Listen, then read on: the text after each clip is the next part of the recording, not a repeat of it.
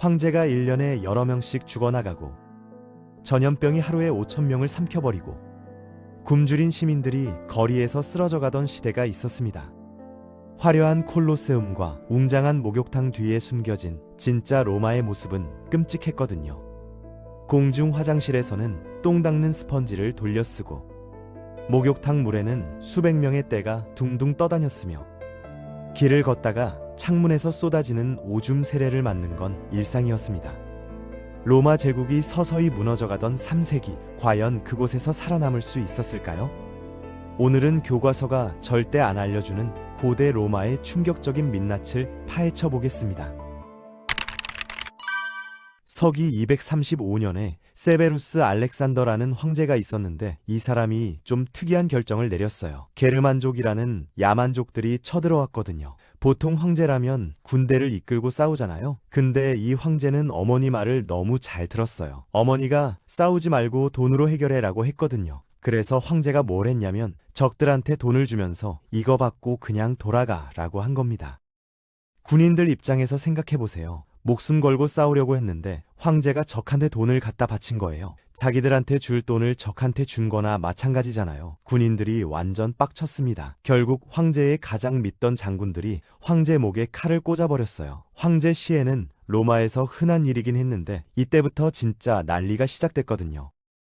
이후 50년 동안 로마에서 무슨 일이 벌어졌냐면 황제가 마치 회전문처럼 바뀌었어요. 새 황제가 즉위하면 몇 달 못 가서 죽고 또 새 황제가 오면 또 죽고 이런 시기였거든요. 역사가들은 이 시기를 3세기의 위기라고 부릅니다. 군대는 계속되는 내전으로 쪼개지고 약해졌고 제국 여기저기서 독립하겠다고 들고 일어났어요. 자, 이제 그 시대로 가봅시다. 서기 250년, 당신이 로마 한복판에 떨어졌다고 상상해보세요. 정확히 말하면 콜로세움 아니에요. 콜로세움은 검투사 경기랑 공연이 열리던 엄청난 경기장인데 이때쯤 되면 제국이 위기라서 경기도 잘 안 열렸거든요. 예전처럼 화려하지 않았습니다. 일단 거기서 나와야 해요. 배가 고프니까요. 로마에서 밥을 먹으려면 돈이 필요한데 문제가 있어요. 이 시기에 물가가 미친 듯이 올랐거든요. 왜냐하면 황제들이 돈이 필요했는데 군대 월급 주고 적들한테 뇌물 주려면 돈이 어마어마하게 들잖아요. 그래서 뭘 했냐면 동전을 만들 때 금이랑 은을 점점 덜 넣은 거예요. 겉보기엔 똑같은 동전인데 실제 가치는 계속 떨어진 거죠. 그러니까 물건값이 계속 오를 수밖에 없었습니다. 먹을 걸 찾으러 시장에 갔는데 선택지가 별로 없어요. 원래 로마 사람들은 다양한 과일, 채소, 고기, 빵을 먹었거든요. 근데 지금은 위기 상황이라 농사가 엉망이에요. 어떤 농장은 물이 너무 없고 어떤 농장은 물이 너무 많고 딱 맞는 데가 거의 없어요. 게다가 내전 때문에 무역길도 끊겨서 다른 지역에서 음식 가져오는 것도 안 됐습니다. 그래서 뭘 먹을 수 있었냐면 양배추, 샐러리, 상추 같은 채소 좀, 사과나 포도 같은 과일 좀, 빵 좀 정도였어요. 고기는 거의 못 먹었습니다. 전쟁이랑 날씨 때문에 공급이 완전히 망가졌거든요. 돈 없는 사람들은 이것마저 못 먹고 그냥 굶었어요. 마실 것도 찾아야 하는데 로마 사람들은 주로 와인을 마셨어요. 근데 그냥 마시는 게 아니라 물을 섞어서 마셨거든요. 와인을 물 안 타고 마시는 건 야만인이나 하는 짓이라고 생각했습니다. 어쨌든 돈 주고 뭔가 사서 먹었다고 칩시다. 근데 당신 몸이 그 시대 음식에 익숙하지 않잖아요. 갑자기 배가 아프기 시작합니다. 화장실을 찾아야 해요. 급하게 뛰어다니다가 드디어 공중 화장실을 발견했습니다. 문을 열고 들어가는 순간 냄새가 확 올라와요. 코가 뒤집어질 것 같습니다. 안을 보니까 긴 대리석판에 구멍이 쭉 뚫려 있고 사람들이 나란히 앉아서 볼일을 보고 있어요. 칸막이 같은 건 없습니다. 옆 사람이랑 어깨가 닿을 정도로 가까워요. 프라이버시 그런 건 없었습니다. 그냥 옆에 앉아서 같이 볼일 보는 거예요. 볼일을 다 봤으면 닦아야 하는데 화장지가 없었어요. 대신 뭐가 있었냐면 막대기에 달린 스펀지였습니다. 바다에서 건진 스펀지를 막대기에 붙여놓은 건데 이걸로 닦고 앞에 있는 물에 헹궈서 다음 사람한테 넘기는 거예요. 네, 맞아요. 여러 사람이 돌려 썼습니다. 생각만 해도 끔찍하죠. 당연히 이런 환경에서 병이 안 퍼질 수가 없었어요. 화장실 바닥에는 똥이 계속 쌓였는데 이게 썩으면서 메탄가스가 올라왔어요. 가끔 이게 폭발하기도 했다고 합니다. 화장실에서 폭발이라니 진짜 상상도 안 되는 일이죠. 그리고 하수구가 제대로 연결 안 된 화장실도 많았어요. 그러면 그 똥이 다 어디로 갔겠어요? 그냥 근처에 쌓이거나 흘러다닌 거죠. 냄새가 어땠을지 상상이 가시나요?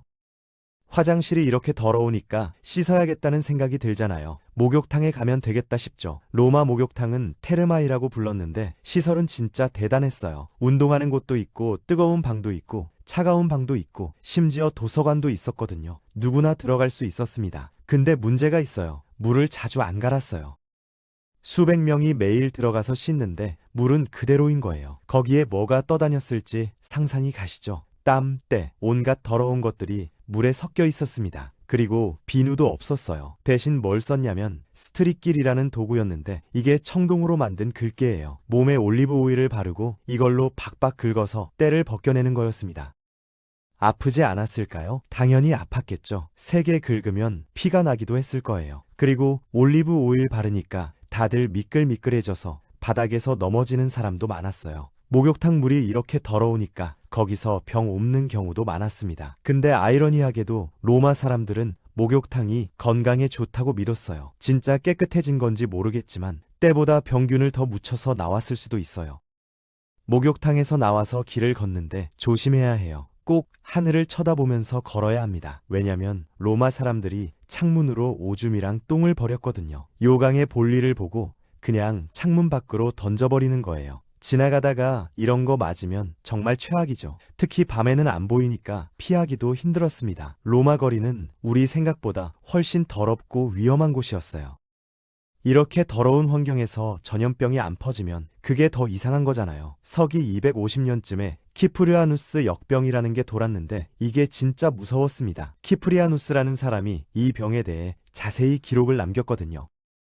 증상이 어땠냐면 설사가 멈추지 않고 목이 퉁퉁 붓고 계속 토하고 눈이 빨갛게 충혈됐어요. 심하면 팔다리가 썩어서 떨어져 나갔습니다. 눈이 멀거나 귀가 안 들리는 사람도 많았어요.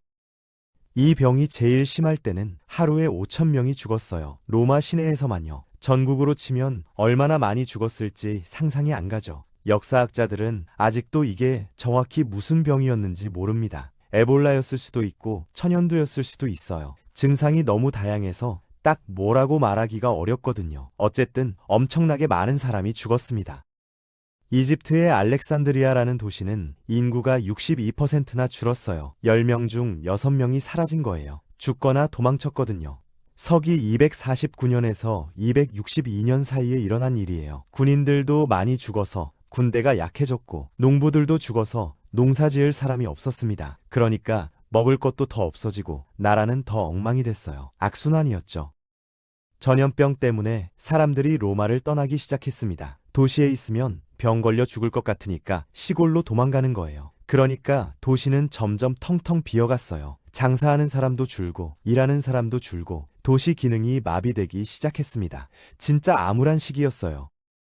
병으로 안 죽으면 범죄로 죽을 수도 있었어요. 이 시기에 범죄가 엄청 많았거든요. 먹을 게 없으니까 훔치는 사람이 늘어났고 경찰 같은 게 제대로 없어서 잡히지도 않았습니다. 길에서 돈 뺏기는 건 흔한 일이었어요. 밤에 돌아다니면 진짜 위험했습니다. 목숨 걸고 다녀야 했어요.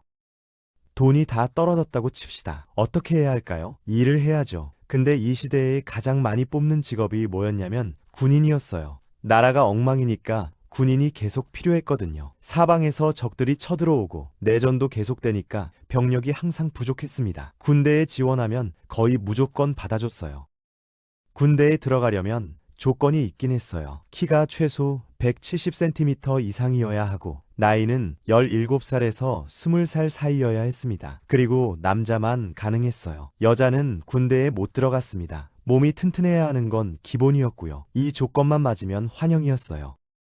군대에 들어가면 훈련을 받아야 해요. 몇 달 동안 엄청 힘든 훈련을 받습니다. 싸우는 법, 대형 짜는 법, 행군하는 법 다 배워야 해요. 로마 군대가 강했던 이유 중 하나가 이 훈련이었거든요. 체계적으로 오래 훈련시켜서 병사들의 실력을 끌어올렸습니다. 훈련이 끝나면 드디어 장비를 받아요.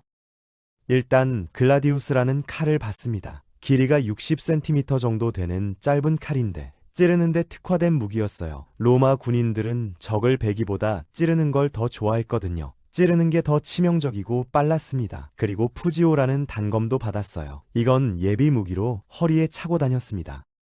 필름이라는 창도 받았는데 이게 신기한 무기예요. 던지면 적의 방패에 박히는데 빼기가 엄청 어렵게 설계됐거든요. 창대가 부러지거나 휘어져서 다시 못 쓰게 됩니다. 그래서 적이 방패를 버려야 했어요. 무게가 1kg에서 2kg 정도라서 던지기도 쉬웠습니다. 근데 한 번 쓰면 끝이에요. 회수해서 다시 쓸 수 없는 일회용 무기였죠. 갑옷은 로리카 하마타라고 해서 쇠사슬을 엮어서 만든 거였어요. 우리가 영화에서 보는 그 쇠사슬 갑옷 맞아요. 배는 공격은 잘 막았는데 찌르는 건 잘 못 막았습니다. 방패는 스쿠툼이라고 나무로 만든 큰 방패였어요. 화살이나 창을 막는 데 썼죠. 엄청 컸어서 몸 대부분을 가릴 수 있었습니다. 투구도 있었는데 머리만 보호하는 게 아니라 목 뒤랑 볼까지 보호했어요. 볼 부분에는 따로 보호대가 달려 있어서 끈으로 묶었거든요. 이게 있으면 얼굴을 노리는 공격도 어느 정도 막을 수 있었습니다. 완전 무장하면 꽤 무거웠을 거예요. 이걸 입고 싸우려면 체력이 엄청 좋아야 했죠. 이제 장비도 받았으니 전쟁터로 갑니다. 250년에 로마의 가장 큰 적은 고트족이었어요. 북쪽에서 내려온 야만족인데 로마 영토를 계속 쳐들어왔거든요. 왜 쳐들어왔냐면 로마가 가진 게 많으니까요. 땅도 비옥하고 물건도 많고 돈도 많았습니다. 고트족 입장에서는 빼앗고 싶을 수밖에 없었어요. 로마가 내전으로 약해졌다는 걸 고트족도 알고 있었습니다. 황제가 자꾸 바뀌고 군대가 쪼개지고 나라가 엉망인 걸 봤거든요. 그래서 더 자주 더 세게 쳐들어왔어요. 로마 입장에서는 정말 힘든 상황이었습니다. 안에서는 내전, 밖에서는 침략, 거기에 전염병까지 돌고 있었으니까요. 전투는 정말 무서웠을 거예요. 앞에서 창이 날아오고 옆에서 칼이 휘둘러지고 동료가 쓰러지고 피가 튀고 비명이 들리는 아비규환이었겠죠. 운 좋으면 살아남고 운 나쁘면 그 자리에서 죽는 거였습니다. 살아남아도 다치면 치료받기 힘들었어요. 이 시대에 의술이 발달하지 않았거든요. 상처가 고쳐면 그대로 죽는 경우도 많았습니다. 전쟁터에서 살아남았다고 칩시다. 근데 집에 돌아와도 상황이 좋지 않았어요. 월급이 제대로 안 나왔거든요. 아까 말했잖아요. 동전 가치가 계속 떨어졌다고요. 같은 월급을 받아도 살 수 있는 게 점점 줄어들었습니다. 군인들이 빡쳐서 반란을 일으키는 경우도 많았어요. 그래서 황제가 자꾸 바뀐 거기도 했고요. 이 시기에 로마 제국은 아예 세 덩어리로 쪼개졌어요. 서쪽에는 갈리아 제국이라고 해서 지금의 프랑스 쪽에 따로 나라가 생겼고 동쪽에는 팔미라 제국이라고 해서 지금의 시리아 쪽에 또 따로 나라가 생겼습니다. 그리고 가운데에 원래 로마 제국이 남아 있었어요. 다 황제가 따로 있었습니다. 하나의 나라가 세 개로 찢어진 거예요. 서로 사이도 안 좋았어요. 같은 로마였는데 이제는 남이 된 거죠. 싸우기도 하고 견제하기도 했습니다. 그러면서 각자 야만족이랑도 싸워야 했어요. 완전 난장판이었습니다. 이때가 로마 역사에서 가장 혼란스러운 시기였어요. 제국이 무너지는 게 눈에 보이는 것 같았죠. 근데 270년에 아우렐리아누스라는 황제가 나타났습니다. 이 사람이 좀 달랐어요. 유능한 군인 출신이었고 결단력도 있었거든요. 이 사람이 뭘 했냐면 쪼개진 제국을 다시 합친 거예요. 갈리아 제국을 쳐서 다시 가져오고 팔미라 제국도 쳐서 다시 가져왔습니다. 275년쯤에는 드디어 로마가 다시 하나가 됐어요. 근데 이것도 오래 못 갔습니다. 아우렐리아누스도 결국 암살당했거든요. 275년에 자기 부하들한테 죽었어요. 로마 황제 결말은 거의 다 이렇게 끝났습니다. 침대에서 편하게 죽는 황제가 거의 없었어요. 대부분 암살이나 전쟁터에서 죽었죠. 아우렐리아누스가 죽고 나서 또 혼란이 왔는데 284년에 디오클레티아누스라는 황제가 나타나서 상황을 정리했어요. 이 사람이 독특한 방법을 썼거든요. 혼자 다스리기 힘드니까 나라를 넷으로 나눠서 4명이 다스리게 한 거예요. 이걸 테트라르키아라고 부르는데 한동안은 꽤 잘 됐습니다. 디오클레티아누스는 경제도 좀 살리려고 했어요. 물가가 너무 올랐잖아요. 그래서 물건값을 정해버렸어요. 이 물건은 얼마에 팔아라 이렇게요. 근데 이게 잘 안 먹혔습니다. 상인들이 몰래 비싸게 팔거나 아예 안 팔아버렸거든요. 경제는 그렇게 쉽게 고쳐지는 게 아니었어요. 어쨌든 디오클레티아누스 덕분에 로마가 좀 안정됐습니다. 3세기의 위기가 끝난 거예요. 근데 이게 끝이 아니었어요. 로마 제국은 이후로도 계속 문제가 생겼고 결국 476년에 서로마 제국이 완전히 망하게 됩니다. 3세기 위기 이후로 200년을 더 버틴 거죠. 근데 사실 3세기 때 이미 전성기는 끝났다고 볼 수 있어요. 자, 이제 정리해 볼게요. 3세기 로마에서 살려면 뭘 견뎌야 했냐면, 일단 더러운 환경을 견뎌야 했어요. 공중 화장실에서 스펀지 돌려 쓰고, 목욕탕에서 남의 때랑 같이 씻고, 길에서 오줌 피해 다녀야 했습니다. 전염병도 견뎌야 했어요. 하루에 5,000명 죽이는 병이 돌아다녔거든요. 언제 걸릴지 몰랐습니다. 굶주림도 견뎌야 했어요. 먹을 게 없어서 배고픈 게 일상이었습니다. 범죄도 견뎌야 했어요. 언제 털릴지 몰랐거든요. 전쟁도 견뎌야 했어요. 군인이 되면 언제 죽을지 몰랐습니다. 물가 폭등도 견뎌야 했어요. 돈 가치가 계속 떨어져서 같은 돈으로 살 수 있는 게 점점 줄었거든요. 학교에서 배우는 로마는 멋있죠. 콜로세움, 수도교, 로마법, 라틴어 이런 것들이요. 진짜 대단한 문명이었어요. 근데 그 안에서 사는 건 완전 다른 얘기였습니다. 특히 3세기처럼 위기가 터지면 정말 지옥이었어요. 오늘 얘기한 것들이 다 실제로 있었던 일이에요. 우리가 지금 사는 시대가 얼마나 좋은지 느껴지죠. 수세식 화장실이 있고, 화장지가 있고, 깨끗한 물이 나오고, 병원이 있고, 경찰이 있고, 마트에 가면 먹을 게 넘쳐나잖아요. 이게 당연한 게 아니었습니다. 인류가 수천 년 동안 발전해온 결과예요. 로마 사람들도 자기들이 사는 시대가 힘들다고 생각했을 거예요. 근데 버텼습니다. 인간은 그렇게 강하거든요. 어떤 상황에서도 살아남으려고 발버둥치죠. 3세기 로마 사람들도 매일매일 그렇게 살았을 거예요. 더럽고 무섭고 힘들어도 하루하루 버텨냈습니다. 그렇게 역사는 이어져 왔어요.